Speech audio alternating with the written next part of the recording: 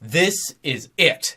You have defeated your friends, the Pokemon League, and every bug trainer in your path.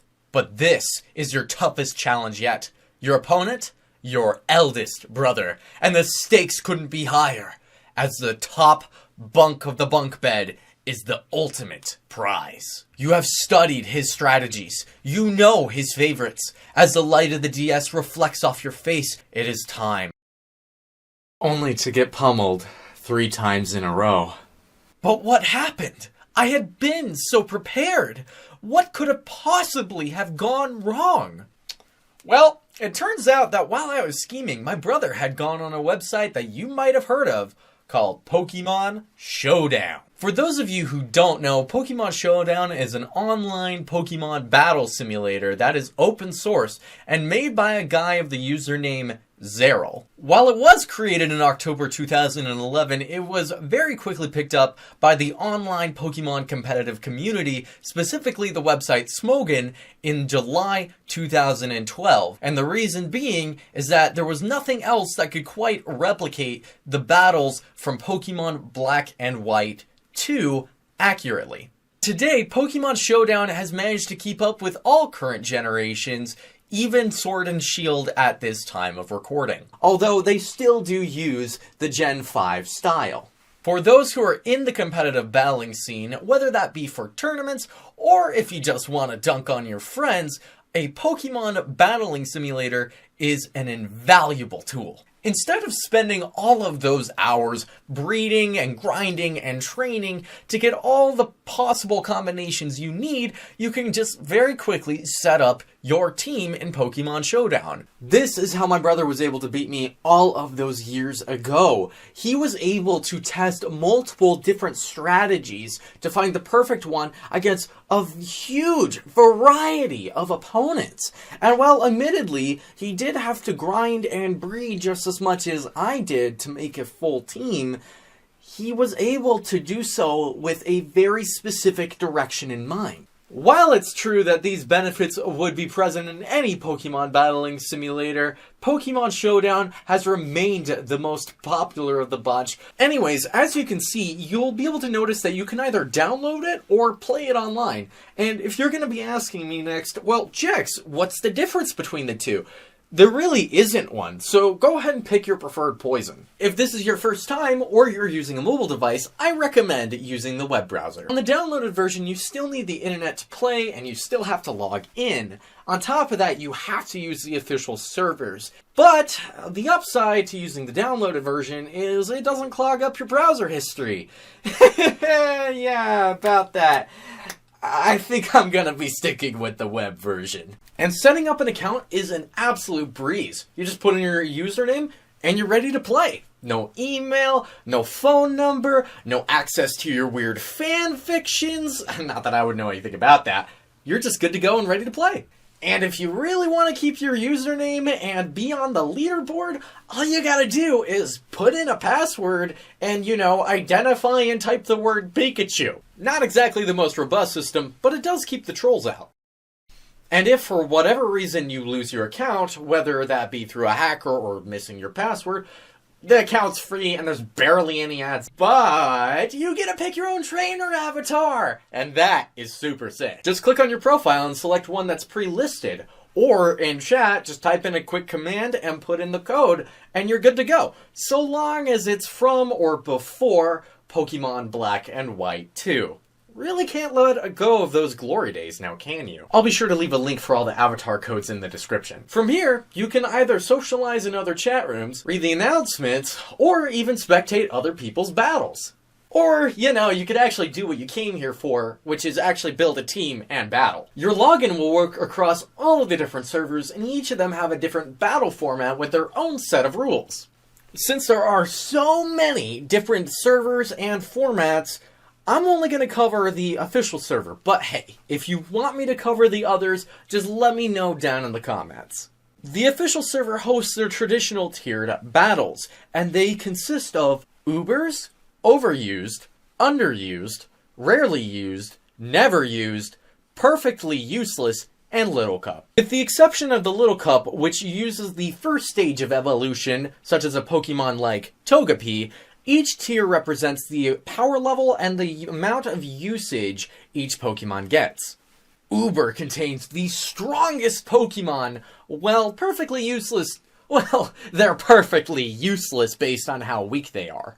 Each tier allows Pokemon from lower tiers to go and compete in it. For example, a perfectly useless Noctowl is able to compete with Ubers, but a Mewtwo from Uber is not allowed to compete in perfectly useless. If you want to learn more about that, I will provide a link in the description. These battle formats, along with double battles for overused Ubers and underused, tend to follow the traditional Pokemon official tournament rules. You will notice a variety of Hackmons, fake Pokemon, and other wacky battle formats. These allow for what-if scenarios to be created. These include, what if all your Pokemon could know is the move Metronome? Or what if everything had to be of one type? They may not help you beat your older brother, but they certainly are quite a lot of fun. Additionally, if you don't feel like making your own team, or you're looking for a little bit of inspiration, you can always try a random battle.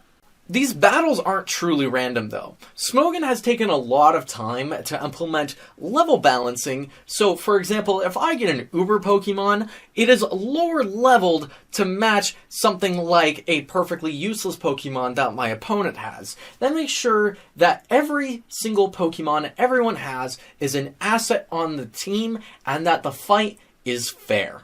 It's not perfect, of course, with all of the different Pokemon and all the different moves that they can have and all the variations within.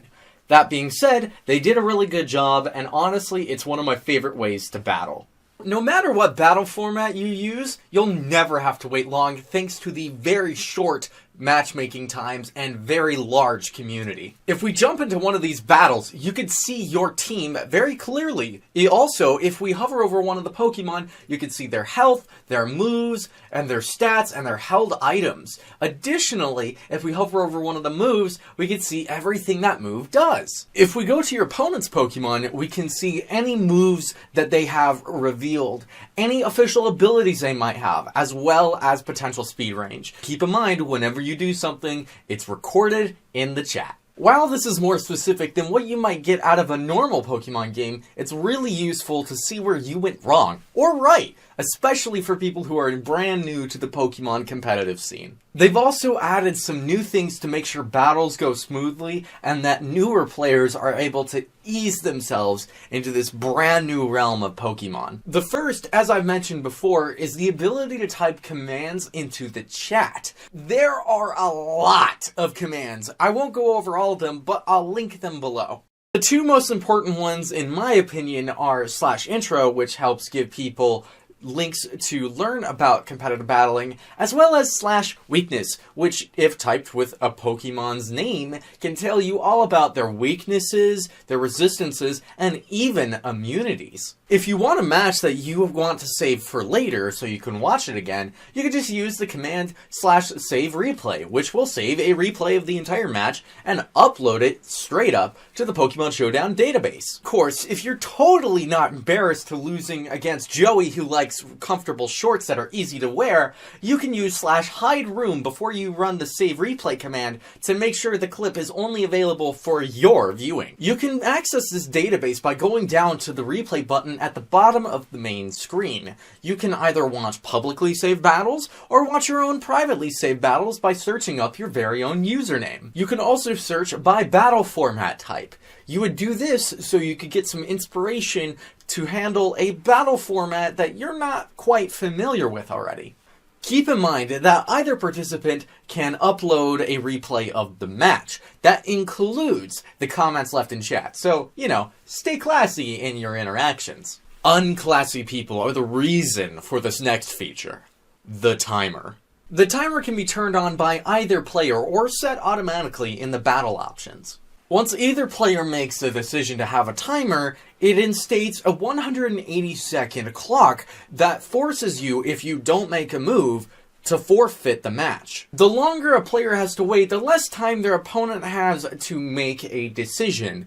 Also, if you disconnect, you have only 60 seconds to reconnect. These features are implemented to keep trolls from simply wasting time of good players. So, in essence, if you encounter trolls, just report them. Also, the higher up you go on the ladder, the less you tend to encounter trolls in the first place. Speaking of competitive ladders, your competitive ranking is not simply based off of your accumulation of win to loss ratio, rather it's how good of a player are you. Without going too deep into the math, Pokémon Showdown implements a more challenge-based system rather than the simple win to loss ratio. What that means is if you take on a higher up opponent on the rankings and you manage to beat them, you're going to go up way higher. And if you lose to them, you won't go down by too much. Inversely, if you take on a lower ranked opponent and you still lose, man, you're going to drop. How can we be sure that we can continue to climb up the ladder? Simple, my friends. We can use Pokémon Showdown's Team Builder to ensure that we have a fantastic team going into the fight. Once you get in there and you start picking Pokemon, you can determine their items, you can determine their abilities, their movesets, their nickname, gender, or even if they're shiny or not. Once this is done, Pokémon Showdown will give you a recommended nature and EV spread. Now, this isn't helpful to everyone, but it is helpful for newer players. You can also adjust their IVs as well, but I personally recommend sticking them all to the max, especially if you want to climb the rankings. And once you're happy with your team, you can then finally validate if your team is legal for the format that you choose.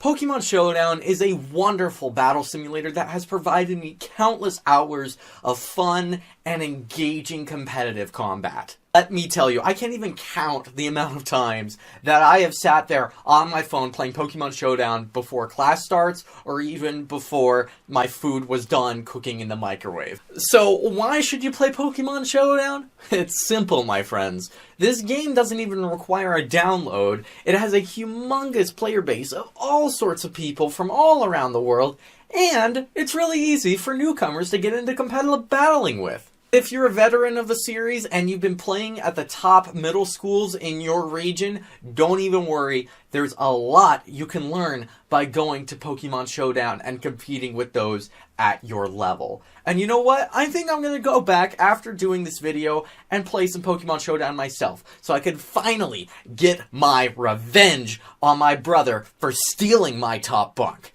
Anyways, check out this video over here. I've been Gentleman Jex, and stay classy.